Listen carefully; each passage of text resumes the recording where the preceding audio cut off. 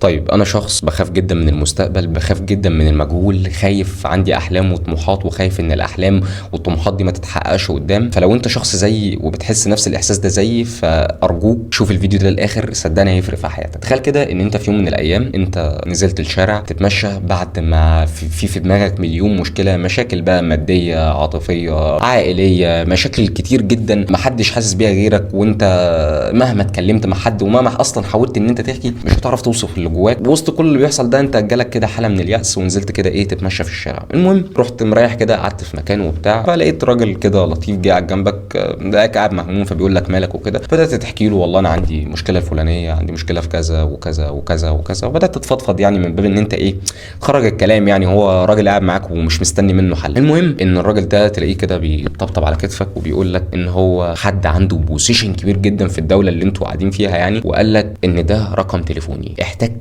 اي حاجه مهما كانت، حاجه ماديه، علاقات، فلوس، اي حاجه، اتصل بس عليا على الرقم ده وقول لي انت محتاج ايه وانا هعمله لك ايا كانت الحاجه دي. وقام سايبك وقام ماشي. انت هتحس بايه؟ هتحس كده احساس بالامان، انت خلاص انت مش خايف من اي حاجه، انت كل الخوف من المستقبل اللي انت كنت خايف منه ده الراجل ده حلهولك. الراجل ده قال لك كلمني لو عايز مثلا تقدم في شركه معينه، عايز زي ما احنا بنقول في مصر كده عايز واسطه في اي حاجه، الراجل ده هيخدمك. عايز فلوس حتى مهما كان مقدار الفلوس اللي انت عاوزها الراجل ده هيديهولك. وهتحس كده ان خلاص انت كل مشاكلك اتحلت بسبب الثقه اللي انت خدتها من الراجل ده والامان اللي هو حسسك بيه. فتلاقي ربنا كده في ايه كده بيسالك وبيقول لك فما ظنكم برب العالمين. اوقات احنا بنحط ثقه زايده جدا في بني ادمين، وبنحط وبندي البني ادمين اكبر من حجمها، بنخلي صفر العظيم يا رب، بنعظم الشخص وبنديله صفات الهيه ان احنا مستقبلنا في ايد الشخص ده. لو الشخص ده بس وافق على الحاجه دي فاحنا مستقبلنا هيتغير 180 درجه. لو الشخص اداني المبلغ الفلاني فانا مستقبلي اتغير 180 درجه. انا اسف ده محدوديه في التفكير قوي. يعني انت ما تنساش ان الشخص ده او الواسطه او ايا كانت الحاجه دي هو عبد عند ربنا. ربنا اللي انت ممكن بدعوه واحده ليه، في سجده، في اي صلاه بتصليها، في سجده في قيام ليل، في سجده في صلاه فجر وانت بتدعيها وانت عندك حاله من اليأس بس انت بتشكي همك لربنا، ممكن يغير مسار الكون كله عشان يحقق لك الحاجه اللي انت عاوزها دي. انت ما اديتش ربنا الثقه دي واديتها لشخص، انا اسف ممكن الشخص ده بكره الصبح اقل حاجه ممكن تحصل له يقول لك الشخص ده مات، خلصت.